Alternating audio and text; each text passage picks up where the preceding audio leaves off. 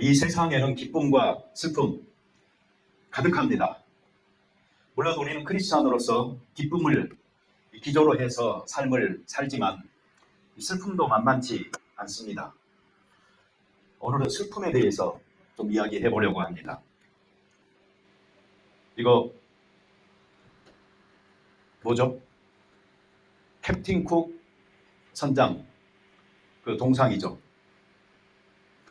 근데 누가 이렇게 부셔놨어요. 얼굴도 망가뜨려 놓고요. 손목 봐보세요. 이쪽 손가락이 없잖아요.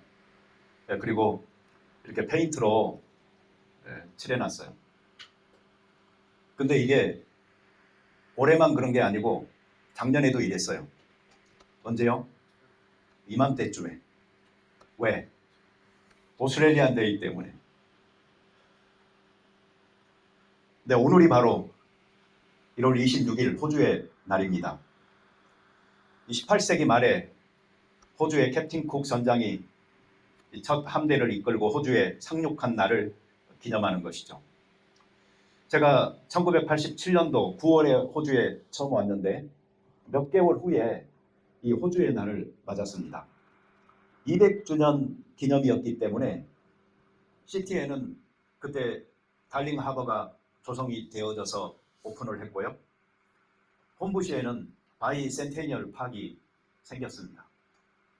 그때 저는 이 오스트레일리아 데이가 참 대단하다라고 느꼈습니다.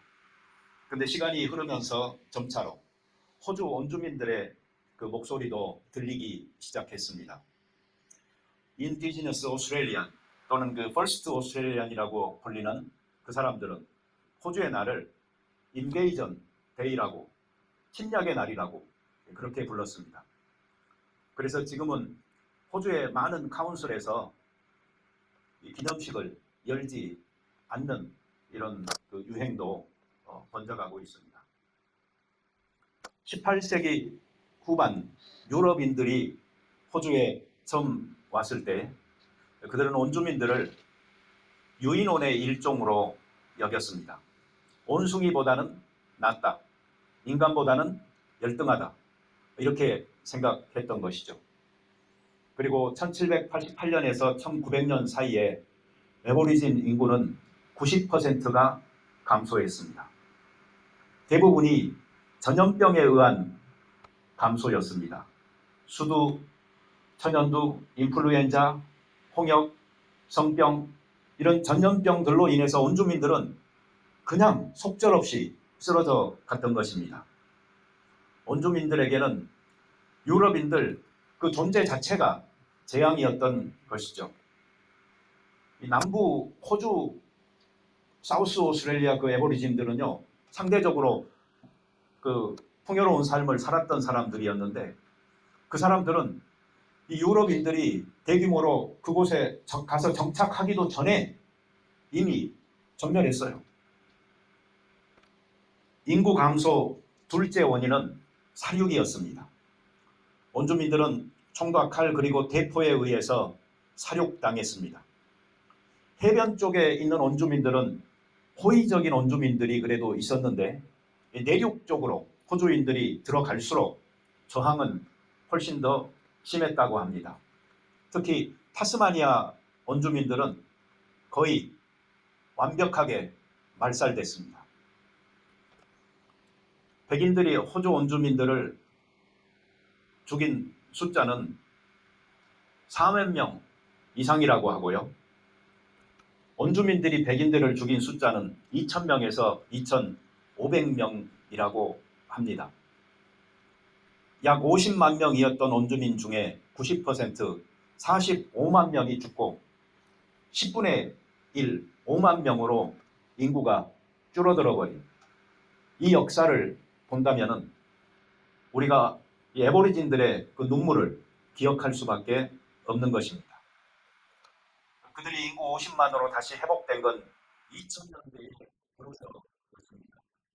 2021년 기준으로 원주민 인구는 81만 명이 조금 넘게 됐고 호주 인구 전체의 3.2%를 구성하게 됐습니다. 노던 테리토리 쪽에서는 전체 인구의 30%가 원주민이라고 하지만 다른 지역에서는 그 비중이 적습니다. 그럼에도 불구하고 가장 많이 원주민들이 사는 곳은 여기 시드니를 중심으로 한 뉴사우스 웨일즈 주라고 말합니다. 이 백인들이 호주를 완전히 장악한 후로 원주민들은 광산으로 끌려가서 일을 해야 했고 세계대전 때에는 군인으로 참전하기도 했습니다. 그렇지만 원주민들이 기억하고 있고 그리고 지금까지도 계속되고 있는 가장 참혹했던 일은 원주민의 가정에서 아이들을 빼앗아서 백인 가정으로 입양하거나 수용소로 끌고 갔는데 그 숫자가 10만 명이 됐다고 합니다. 부모들이 이들을 찾지 못하도록 아이들이 어디로 보내졌는지 알려주지도 않았고 편지도 할 수 없었고 방문도 금지되어졌고 원주민들의 언어는 사용할 수 없었습니다. 이 일에 앞장섰던 것은 물론 정부였지만 교회가 또 그렇게 했습니다. 지금의 그 앵글리칸 처치가 많은 책임을 갖고 있는 것이죠. 2007년 9월에 들어서야 이들에 대한 보상이 이루어지기 시작했고 호주 총리였던 케빈 러드가 2008년도에 이에 대해서 공식적으로 사과했습니다. 20세기 중반까지도 원주민들은 굉장히 핍박을 받았습니다.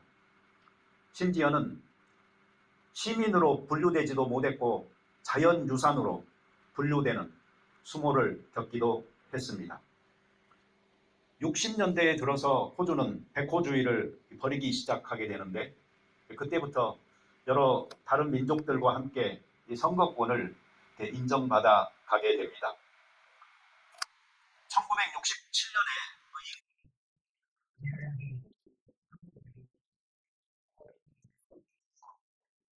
인권이 많이 보존되기 시작했습니다. 그리고 1984년이 돼서야 일반 호주인들에게 적용되는 의무 투표제 적용을 받게 됐습니다. 김 장로님이 1977년도에 호주에 오셨다고 하니까 호주에 오신 지 7년 후에 그렇게 된 거예요. 그리고 제가 1987년도에 왔으니까 제가 오기 3년 전에 그렇게 된 겁니다. 그러니 정말 얼마 안 됐잖아요. 그 긴 기간 동안 호주 땅에는 애보리진들의 눈물이 있었습니다. 마찬가지로 한국 땅에는 한국인들의 눈물이 있었습니다. 우리 다 알잖아요. 가까운 역사만 봐도 일제 36년의 식민지 기간이 있었고 6.25 전쟁이라는 동족 산단의 비극이 있었고 군사 독재 시절 산업화와 민주화 과정에 희생이 있었고 그리고 최근에 계엄령까지 우리가 경험하면서 흘린 눈물이 참으로 많이 있는 것입니다.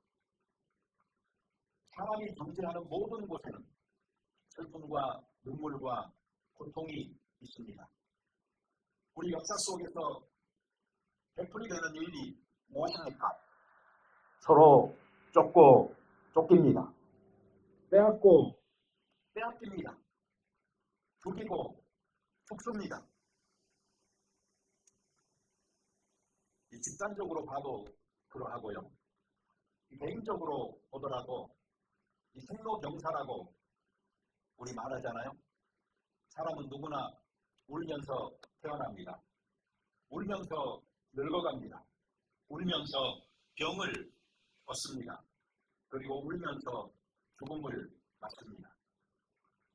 이 모든 순간의 슬픔이 면면이 쌓여서 인생이 됩니다. 왜 삶은 힘들고 인생은 고달프고 애통해야 할까요? 성경은 이 모든 것이 죄 때문이라고 하나님에 대한 반역 때문이다라고 말합니다.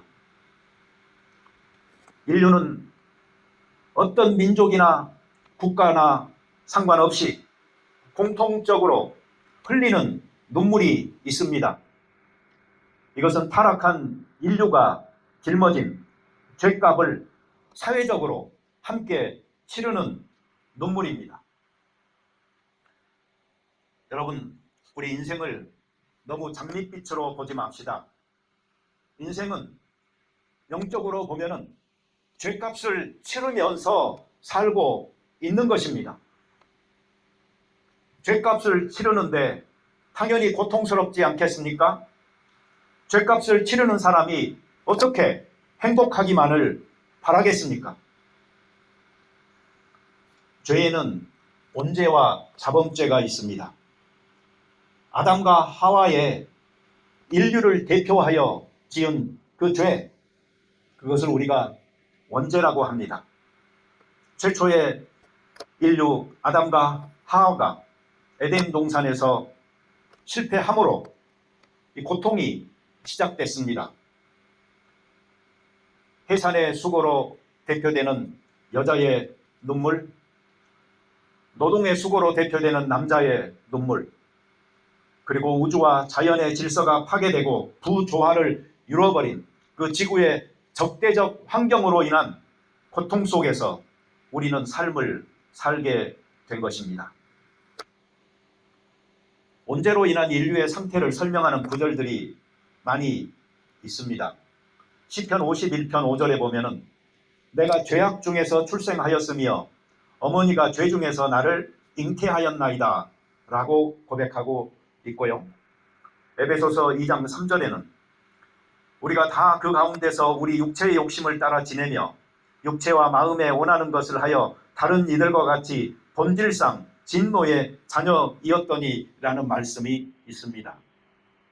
갈라디아서 3장 10절에는 물은 율법 행위에 속한 자들은 저주 아래에 있나니 기록된 바 누구든지 율법책에 기록된 대로 모든 일을 항상 행하지 아니하는 자는 저주 아래에 있는 자라 하였습니다. 죄악 중에서 어머니가 나를 잉태하였고 죄악 중에서 출생하였고 그리하여 본질상 진노의 자녀이었고 저주 아래서 삶을 살아가는 우리들이 바로 영적인 죽음을 맞이하여 하나님과 분리되어진 사람의 그 상태, 자연인으로서 사는 삶의 현실인 것입니다. 그러니 여러분, 너무 행복하려고 하지 마세요. 인생은 참 슬픈 거예요. 우리는 죄값을 치르면서 살고 있는 거예요. 그래서 성경에는 죽을 수밖에 없는, 영원히 죽을 수밖에 없는 인생이라고 말하지 않습니까? 이 온죄가 원인이 되어서 부패성을 갖게 된 사람들은 실생활에서도 실제로 죄를 계속 짓게 됩니다. 이 죄를 자범죄라고 말하지요. 자기가 범하는 죄다라는 말입니다. 우리가 살면서 짓는 죄가 참 많습니다. 물론 죄 짓기 위해서 태어난 사람처럼 열심히 죄를 찾아다니는 사람도 우리 눈에는 있는 것처럼 보이지만 아무것도 안 하고 가만히 있어도 숨만 쉬고 있어도 그 생각하는 것만으로도 죄를 짓고 있는 것이 바로 우리들인 것입니다. 이렇게 생각하면 어떻게 해야 돼요? 당장 죽어버려야 되겠죠. 죄 짓지 않으려면. 그러나 죽지 마세요. 죽어가는 사람들을 살리시는 하나님의 은혜가 있거든요. 이 자범죄도 두 가지 종류로 나눌 수가 있습니다. 하나는 알지 못해서 연약해서 짓는 죄가 있고요. 두 번째로는 알면서도 연약하지도 않으면서 고의적으로 짓는 죄가 있어요. 둘 중에 보면은 고의적으로 짓는 죄가 당연히 책임도 크고 형벌도 큽니다. 그래서 그런지 요즘 사람들은요, 뭐가 죄인지 아예 알려고 하지도 않거나 알아도 모르는 척 하거나 하는 사람들이 많아졌어요. 믿는 사람조차도 어떻게 하는 줄 아세요? 안 믿는 척 하거나 믿지만 믿음이 약한 척 하면서 이 정도의 죄는 내 믿음 가지고 지을 수 있다라고 자기 스스로 허용하는 사람들이 많아졌다라는 말입니다. 성경에는 인생이 죄를 지으면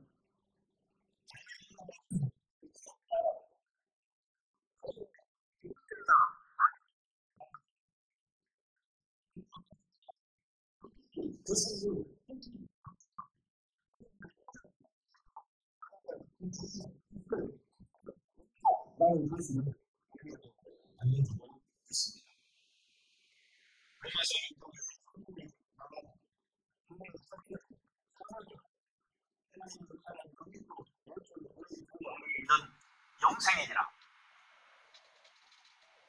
죄의 궁극적인 결과가 사망입니다.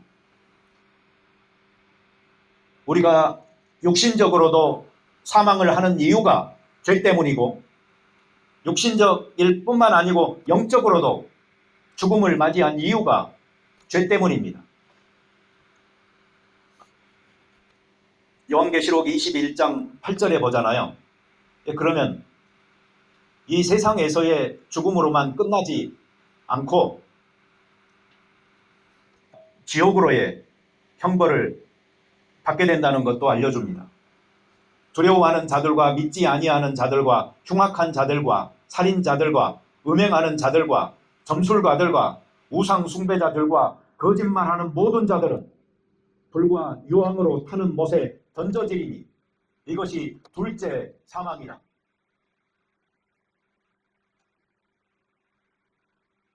요즘 우리나라 정치를 보면은 여기 해당되는 사람들이 너무 많이 있지 않습니까? 점술가, 우상 숭배자, 거짓말을 하는 자들, 날마다 TV로 중계되는 그러한 소식들, 사람들이 많은 대한민국의 현실인데 이들은 둘째 사망까지 맞이하게 되는 것입니다. 죄짓지 맙시다. 그 빚값을 하나님께서 찾을 뿐만 아니고 죄가 우리를 찾아다니면서 값을 내놓으라고 요구하는 것입니다. 우리의 역사와 사회 그리고 삶에 널려버린 눈물이 사람들 사이의 차별과 혐오, 증오와 테러로 이어지는 것을 봅니다. 얼마 전에 마루브라에 차일드 케어 센터 방화 사건이 있었습니다. 반유대인 낙서가 쓰여져 있었고 그리고 불을 질렀던 것이죠. 지난 3개월 동안에 유대인을 대상으로 일어난 8번째 사건이었습니다. 그 방화범 몇 명이 잡혔다고 하더라고요. 트럼프 대통령이 취임 후에 행정명령으로 불법 이민 추방 서명했지요. 세계적으로 난민의 숫자가 점점 늘어나가지고 난민들을 다 합치잖아요. 그러면 그 규모가 세계 14위 인구를 가진 나라라고 분류될 수 있을 정도라고 합니다. 전쟁과 기근, 지진, 화재 등의 여러 가지 요인으로 인해서 삶의 터전을 잃고 떠도는 사람들이 점차로 증가하고 있습니다.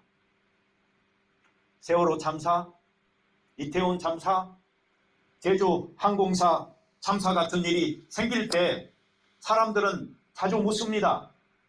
하나님은 어디에 계시느냐고. 그러나 이럴 때 우리가 물어야 할 질문은 그 질문이 아닙니다. 우리는 어디에 있는가 하는 질문을 던지면서 우리들 스스로를 바라봐야 되는 것입니다. 솔제니친의 말처럼 우리 모두는 다 하나님을 잊었습니다. 공산주의에 사는 사람들도 자본주의에 사는 사람들도. 그리고 그 결과로 우리는 참혹한 세상의 불행을 직면하고 있는 것입니다. 어떻게 바라봐야 할까요? 하고 도와 극복해야 합니다. 원인을 찾아 방지하려고도 노력해야 합니다. 하지만 한편으로는 당연하게 받아들일 줄도 알아야 합니다. 하나님을 떠난 세상, 그리고 인간의 탐욕과 이기주의가 기성을 부리는 이 세상 속에서 무슨 선한 것을 우리가 기대하며 무슨 안전한 것을 누릴 수 있겠습니까? 우리가 사는 세계는 낙원이 아닙니다. 오히려 우리는 낙원에서 쫓겨나 형벌을 받고 있는 것이고, 그 삶은 죗값을 치르는 고통스러움을 감내해야 하는 것입니다. 너무 부정적 세계관을 여러분들에게 막 심어주고 있는 것 같죠? 여러분 그러나 이게 성경적으로 봤을 때 우리가 사는 인생 삶의 현 주소인 것입니다. 이럴 때 여러분들은 이 삶을 내가 어떻게 살아야 할 것인가 하는 문제에 부딪힙니다. 전쟁과 평화, 부활이라는 작품들로 유명한 레프 톨스토이가 이 문제를 가지고 고민을 했습니다. 이 톨스토이라는 인물은 되게 재밌는 인물인데요. 그는 기존 종교의 그 틀, 거기에 대해서 비판적이었습니다. 그는 자기 자신만의 독특한 영적, 윤리적 세계를 추구했죠. 그렇지만 그는 철저하게 예수님의 윤리적 가르침을 따르려고 노력했습니다.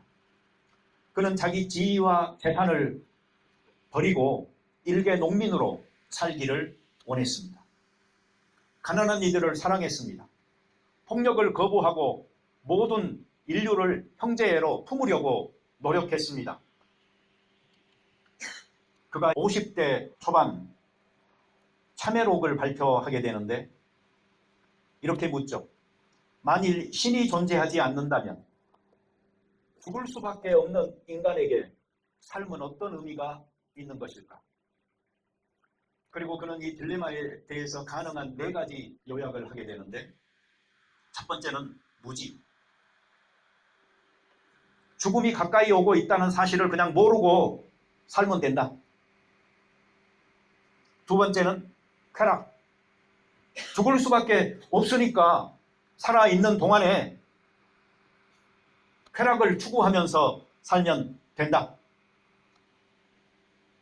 세 번째로는 자살.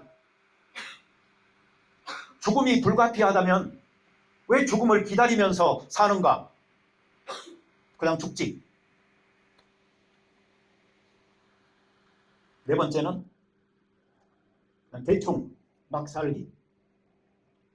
어차피 죽을 건데 희망도 없이 살면 된다. 이런 4가지 대안들을 그는 선택할 수가 없었어요. 그래서 그는 하나님에 대한 자기 신앙을 더욱 확고하게 가졌고 그것을 실천하기 위해서 끊임없이 노력했어요.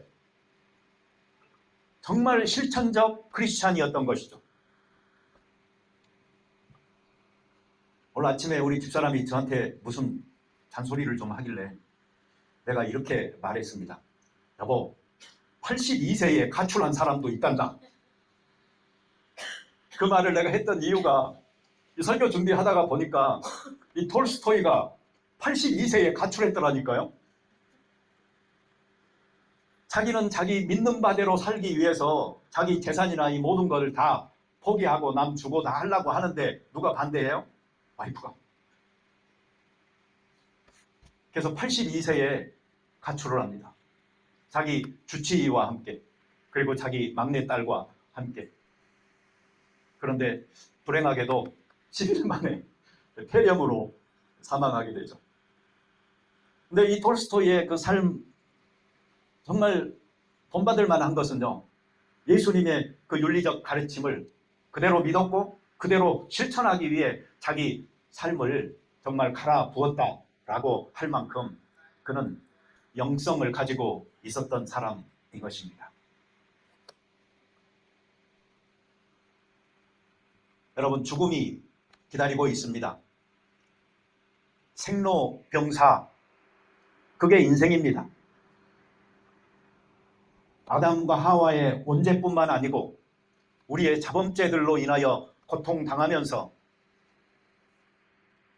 그 값을 치르라고 나를 쫓아다니는 죄에 쫓겨 사는 우리들의 입장에서 어떻게 이 문제를 해결하지 않고 넘어갈 수 있겠습니까? 애통하는 자에게 하나님께서는 위로하신다라는 오늘의 말씀은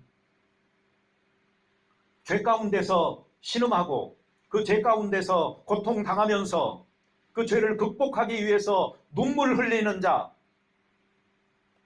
자기의 죄를 뉘우치고 회개하고 돌아서는 자, 그들에게 하나님께서는 위로하신다라는 말씀입니다. 예수 그리스도를 통해서 구원의 계획을 세우셨고 십자가의 죽음을 통하여 하나님과 인간의 죄 때문에 멀어졌던 관계를 회복시키시기 원하셨고, 그리고 이 예수 그리스도의 십자가 죽음이 내 죄값을 대신 치른 것입니다 라고 고백하는 모든 사람들에게 과거의 죄, 현재의 죄, 미래의 죄까지도 다 용서하시고 형벌로부터 면하게 해주시는 이 놀라운 은혜가 바로 우리에게 주어진 것입니다. 그리고 하늘의 보좌를 버리시고 낮고 천한 인간의 몸으로 이 땅에 오셔서 인간의 연약함을 친히 경험하시고 체험하신 예수님께서 우리 인생 삶의 고통이 얼마나 크고 짐이 무겁다는 것을 아시기에 우리들의 가까이에서 함께 울어주시면서 그 눈물을 씻겨주시면서 짐을 함께 져주시는 이 놀라운 은혜를 받은 사람들이 바로 그리스도인들인 것입니다. 거기에서 끝나지 않고 하나님은 이 역사의 끝에서 우리의 모든 눈물을 씻어주시고 사망이나 애통하는 것이나 곡하는 것이나 아픔이나 모두 다 없애주실 약속을 하셨습니다. 날이 임하는 그때 모든 인류가 궁극적인 하나님의 위로와 구원의 완성으로 인하여 즐거워하게 될 것이고, 우리는 하나님의 임재가 언제나 보장되어지는 천국에서 하나님과 영생하는 삶을 살게 될 것입니다. 우리 그 믿는 신자들도 죄를 짓죠. 자범죄가 있어요. 그렇지만 걱정은 하지 않아도 돼요. 이유는 두 가지예요. 첫째는 형벌은 없습니다.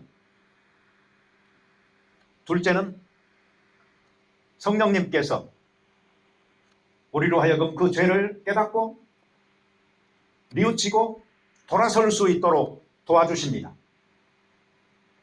회개라고 하죠. 그 회개의 과정이 그리스도인들에게는 있기 때문에 이 용서가 보장되어져 있는 것입니다. 형벌받지 않아도 되니 죄를 더 짓겠습니까? 아니면 그 은혜에 감사하면서 의롭게 사시겠습니까? It's up to you. It's totally depending on you. You can decide. You live your life with your own responsibility and accountability. No one can deny the grace of the cross. Jesus died for you because of your wage of sin.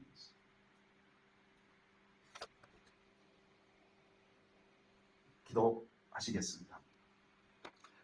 하나님 아버지, 이 세상에는 슬픔이 가득 차 있습니다. 우리는 애써 어두운 쪽을 외면해 버리고 자꾸 밝고 기쁜 쪽으로 우리의 관심을 돌리지만 우리를 뒤따르는 죄의 값을 치르라는 그 죄의 추적을 면하기 어렵고 죄인된 우리의 양심이 우리를 고발하는 소리에서 자유롭지 못합니다. 사회적으로 어디를 가나 전 지구적으로 편만하게 깔려있는 인종적인 차별과 미움이 때로는 폭발하여 인종학살을 부르기도 하는 이 참혹한 시대에 화재와 지진으로 수많은 사람들이 집을 잃고 전쟁으로 난민이 되어 떠도는 이 시대에 우리는 그들의 고통을 외면하지 않게 하시고 그 고통이 또한 우리의 일부임을, 우리 인간의 운명임을 깨달을 수 있도록 도와주셔서 너무 낙관적으로 인생을 살려고 하는 태도에서 벗어나 슬픔을 직면할 수 있는 저희들 되게 하여 주시옵소서. 특별히 질병과 죽음으로부터 자유롭지 못한 우리의 생을 볼 적에 이 신음하는 세계를 구속하기 원하셨던 하나님의 사랑을 보게 하시고 예수 그리스도의 희생을 만나게 도와 주시옵소서. 그래야 심판의 날, 그러나 구원의 그날에 모든 자연의 으깨어진 질서를 회복하고 구원의 소망으로 곳곳에 희망을 뿌려줄 하나님의 은총을 기다리면서 살아가는 저희들 되게 도와 주시옵소서.